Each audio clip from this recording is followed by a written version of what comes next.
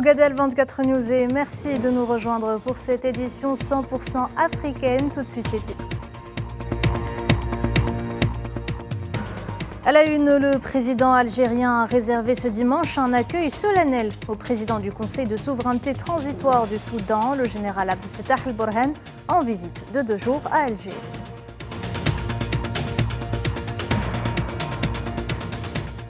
Énergie, l'Algérie devient le leader africain des exportations de gaz naturel liquéfié, surclassant le Nigeria, longtemps considéré comme le géant du gaz en Afrique.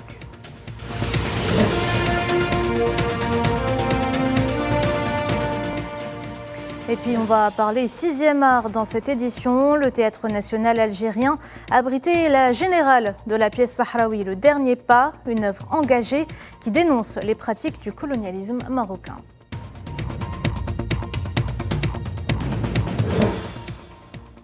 Bonsoir à toutes et à tous. Le président algérien Abdelmajid Tebboune a réservé ce dimanche un accueil solennel au président du Conseil de souveraineté transitoire du Soudan, le général Abdel Fattah al-Burhan, au siège de la présidence de la République. Les deux parties ont également eu des entretiens en tête-à-tête élargis par la suite aux délégations des deux pays.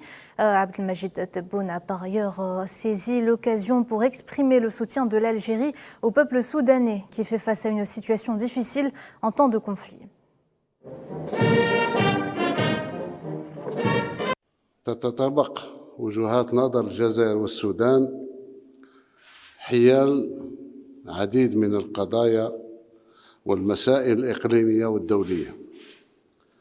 كما تحيي الجزائر تحيي موقف السودان الشقيق الداعم لعضوية الجزائر في مجلس الأمن الدولي، وستعمل جاهدة على نصرة القضايا العادلة في القارة الإفريقية والعالم، والحد من وطأة النزاعات والتوترات التي باتت تشكل خطراً داهماً على استقرار الدول وطمأنينة الشعوب.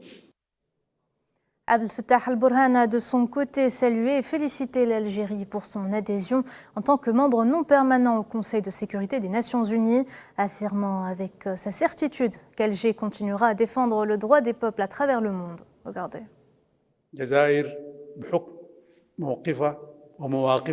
L'Algérie, de par sa position actuelle et ses positions antérieures, ainsi que son adhésion avec brio au Conseil de sécurité, et pour laquelle nous la saluons et félicitions, nous prévoyons que cet État fort continuera à défendre le droit national et les droits des peuples à vivre dans la dignité. Nous sommes heureux que l'Algérie soit présente autour d'une table de discussion, qu'elle soit africaine ou arabe, car ils sont des défenseurs de la justice et nous voulons voir les solutions pacifiques fonctionner correctement, de façon à ce que nous puissions dépasser cette crise. Et un peu plus tôt dans la journée, à son arrivée à l'aéroport international d'Alger pour une visite de 2 jours, Abdel Fattah al-Burhan a été reçu par le Premier ministre algérien Nadir al-Arbaoui en sa qualité de représentant du président de la République.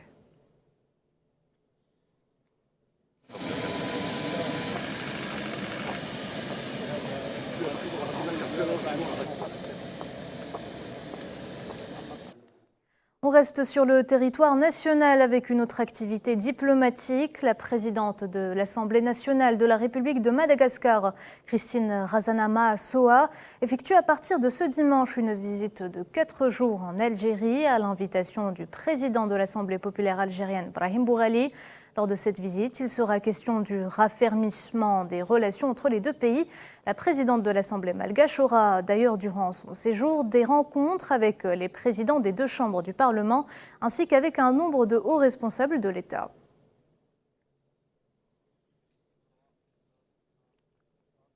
Et dans une allocution devant les participants à la 2e édition des dialogues sur la prospérité africaine à Abouri au Ghana, lue par le président de l'Assemblée populaire algérienne Brahim Bourali, le président Tebboune a affirmé que la démarche adoptée par l'Algérie dans son interaction avec sa profondeur africaine est claire et constante, fondée sur une approche inclusive et multidimensionnelle. Abdelmajid Tebboune a également rappelé la signature par l'Algérie en mars 2018 de l'accord relatif à la zone de libre-échange continentale africaine, la ZLECAf, soulignant qu'Alger s'engage à soutenir la coordination et la coopération avec les pays africains à tous les niveaux afin d'instaurer la sécurité, la paix et la stabilité. Regardez. L'Algérie a signé le 21 mars 2018 dans la capitale rwandaise Kigali l'accord commercial de libre-échange africain, attestant ainsi de son attachement à l'optimisation des échanges commerciaux entre les pays d'Afrique et au soutien de la coopération sud-sud en tant que pilier fondamental du développement économique et du progrès social de tous les peuples du monde et des peuples africains en particulier. Et on va parler énergie à présent. L'Algérie devient le leader africain des exportations de gaz naturel liquéfié, surclassant ainsi le Nigeria, longtemps considéré comme le géant du gaz en Afrique. Les détails avec Mohamed Walid Ben Chaban. En 2023, l'Algérie est devenue premier exportateur africain de gaz naturel liquéfié, surclassant même le Nigeria, géant du gaz sur la scène continentale. Cette évolution majeure dans le paysage énergétique régional témoigne d'une croissance significative et d'une compétitivité accrue du secteur gazier algérien.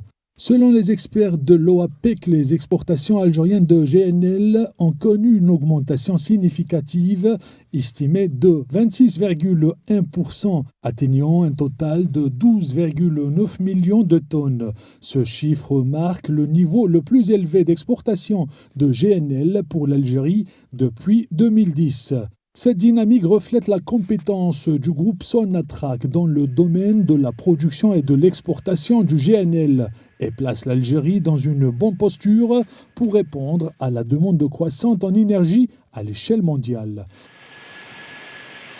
La position prédominante de l'Algérie sur le marché africain du GNL est également renforcée par la baisse des exportations du Nigeria, qui s'est établie à environ 12,8 millions de tonnes au cours de la même période. Cette situation témoigne d'un réalignement significatif des forces en présence dans le paysage énergétique africain, avec l'Algérie qui consolide sa position d'acteur clé et fournisseur majeur de GNL en Afrique.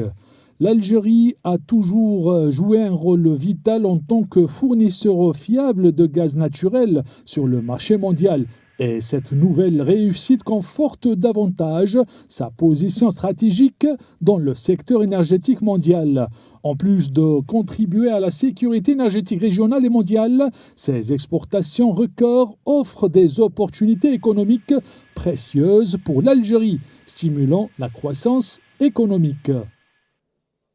Et cette information digne d'une mise en scène, le Mali, le Burkina Faso et le Niger ont officiellement annoncé ce dimanche, dans un communiqué conjoint, le retrait de la communauté économique des États d'Afrique de l'Ouest avec effet immédiat. Les trois pays dirigés par des transitions avaient des relations tendues avec la CEDEAO depuis l'annonce de différentes sanctions à leur égard. Et dans le reste de l'actualité, le président de la Commission de l'Union africaine, Moussa Faki Mahamat, a salué samedi la décision de la Cour internationale de justice qui a appelé la veille l'entité sioniste à empêcher tout acte de génocide à Gaza. Moussa Faki Mahamat a déclaré que la décision en question confirme la nécessité du respect du droit international et le devoir pour l'entité sioniste de se conformer impérativement à ses obligations en vertu de la Convention sur le génocide. Le gouvernement de la République arabe sahraoui démocratique a lui aussi emboîté le pas et salué samedi la décision de la Cour internationale de justice concernant la plainte sud-africaine contre l'entité sioniste pour les crimes de génocide commis à l'encontre des Palestiniens de Gaza, qualifiant cette décision de victoire décisive pour le droit international et un important rappel que nul n'est au-dessus de la loi.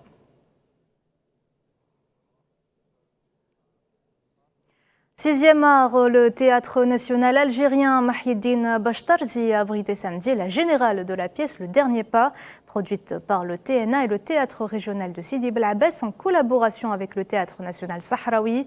La représentation a vu la présence de plusieurs ministres et membres du gouvernement, ainsi que du ministre de la Culture sahraoui Moussa Salm Labid. Le Dernier Pas, spectacle d'une heure, retrace l'histoire de la lutte du peuple sahraoui pour son indépendance, une œuvre résolument engagée qui dénonce les pratiques du colonialisme marocain et décline artistiquement les aspirations du peuple du Sahara occidental, dernière colonie d'Afrique.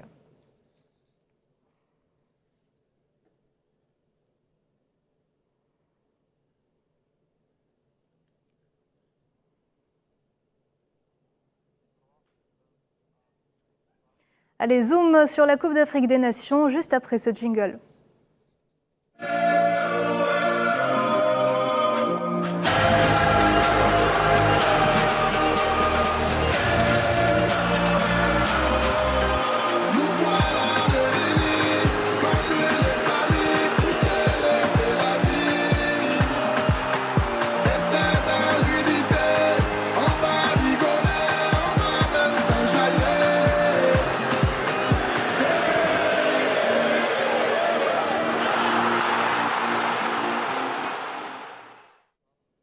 C'est un derby d'outsiders qui se joue en ce moment à Abidjan entre l'éclair et l'éléphant. La Guinée équatoriale et la Guinée s'affrontent pour la première fois de leur histoire en huitième de finale de la CAN. Autre affiche de la journée, les Pharaons face aux Léopards, qualifiés dans le tableau final après une phase de groupe très poussive. L'Égypte sera opposée à la République démocratique du Congo, également peu convaincante, ce soir en huitième de finale à partir de 21h au stade Laurent Pokou de San Pedro.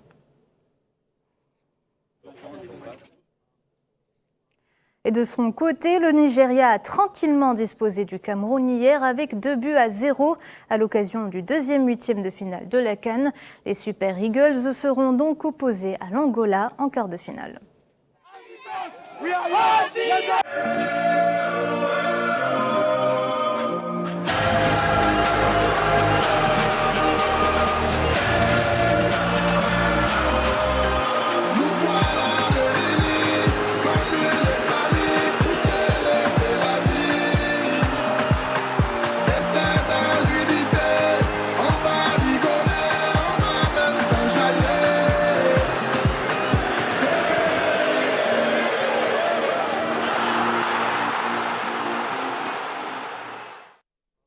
Et on se quitte sur ces images. De larges panaches de fumée se sont élevés samedi dans le ciel au-dessus du Cap en Afrique du Sud après qu'un incendie se soit déclaré à Table Mountain.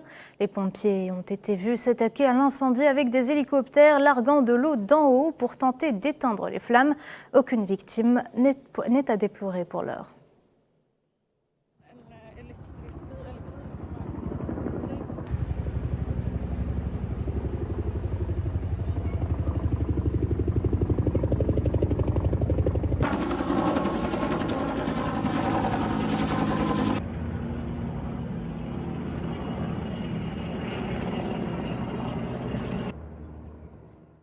Voilà, c'est la fin de cette édition. Merci de l'avoir suivi. Vous pouvez revoir ce journal sur nos réseaux sociaux ou en scannant le QR code qui s'affiche en bas de votre écran. L'actualité continue sur Al24 News. À demain.